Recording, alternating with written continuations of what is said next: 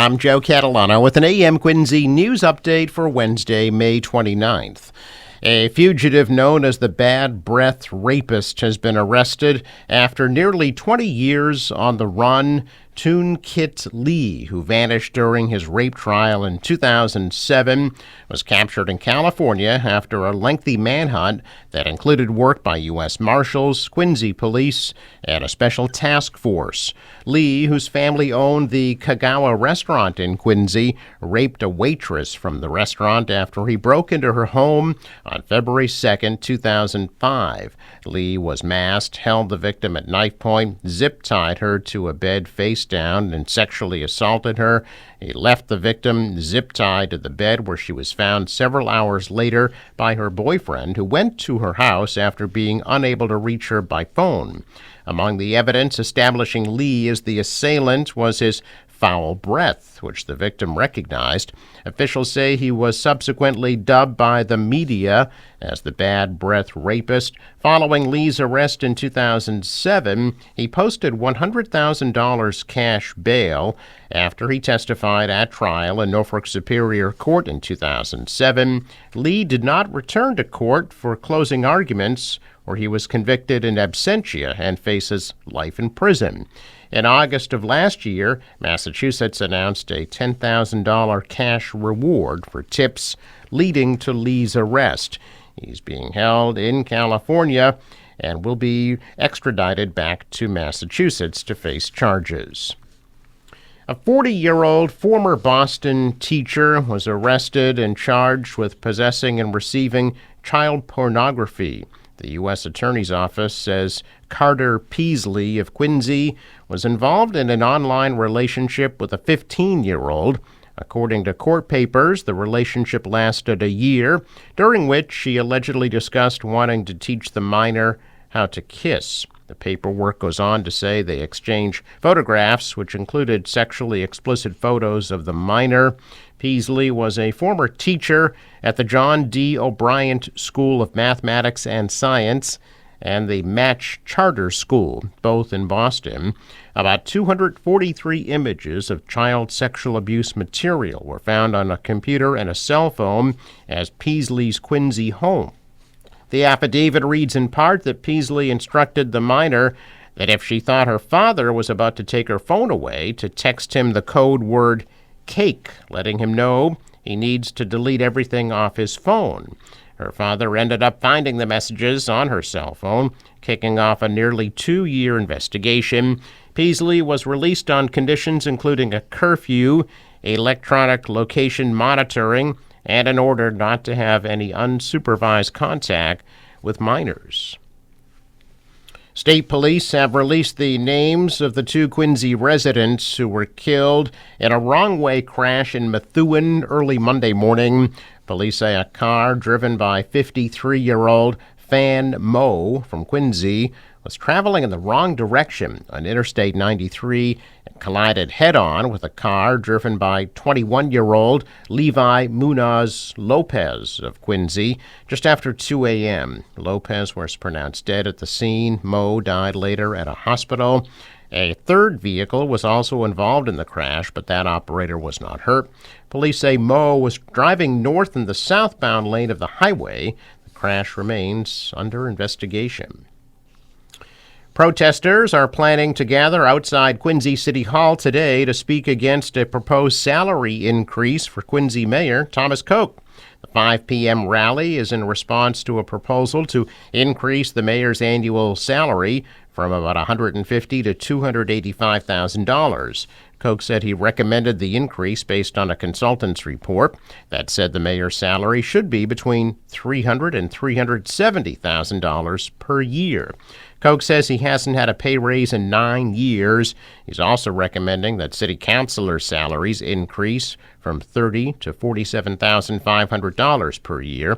The protesters say there have been no public hearings on the proposed salary increases, and that the city charter mandates that any pay increases for the mayor or city councilors be put to a vote at a municipal election. The city council's finance committee is expected to review the proposed increases on Monday night. 26-year-old Chilmark man, accused of going on a stabbing spree in Plymouth and Braintree over the weekend, appeared in court yesterday to face charges in connection with the stabbing in Plymouth. Jared Revisa was arrested on Saturday on charges including assault with intent to murder. Yesterday, a judge granted a request from Revisa's public defender and ordered him to be sent for a psychiatric evaluation.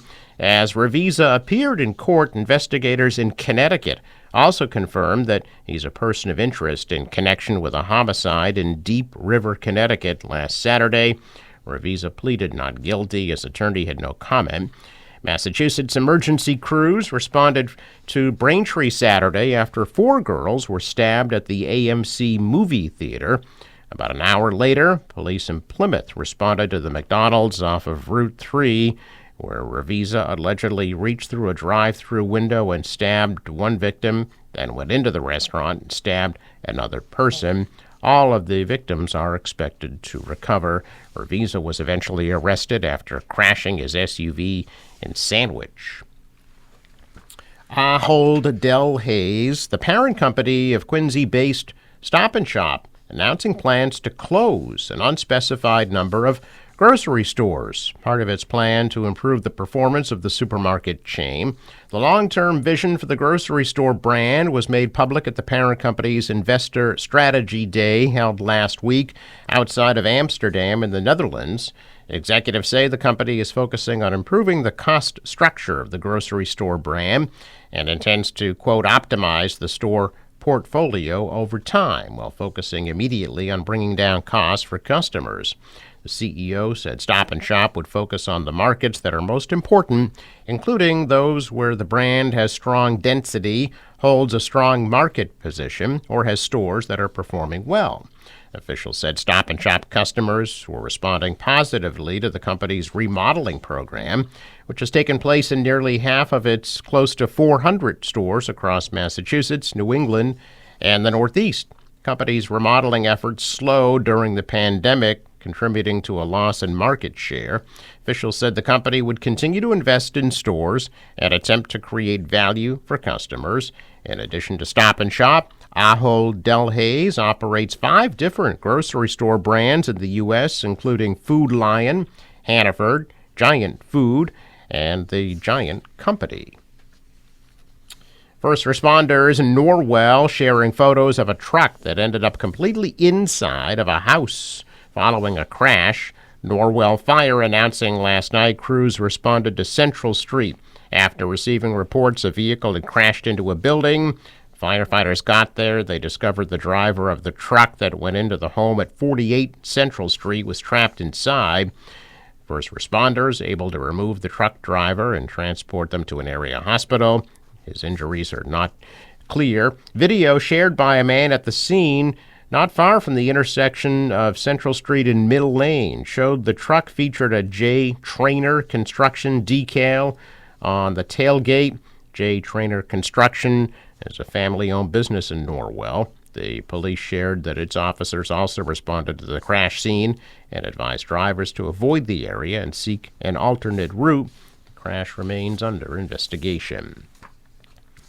A check of business news. Stocks are mixed. The Dow is down 216 points. The Nasdaq rose 99. The S&P is up 1. Asian stocks mostly lower. The dollar and the euro down. Oil at $80 a barrel. Sports. Red Sox beat the Orioles 8-3. They'll be back at it in Baltimore at 6:35 tonight. Forecast from the National Weather Service, partly sunny today, high of 77 degrees. For tonight, cloudy with rain late and a low of 55. Rain tomorrow, mainly in the morning, high of 68. Sunny on Friday, high 73, and a sunny 78 on Saturday. For the boater, waves about 2 feet, northwest winds at 5 knots become southeast later today. The high tide 4:57 p.m. Sunrise 5:11, sets at 8:11. Reminder, curbside collection of trash and recycling in Quincy delayed 1 day all this week due to the Memorial Day holiday. I'm Joe Catalano with an AM Quincy news update for Wednesday, May 29th.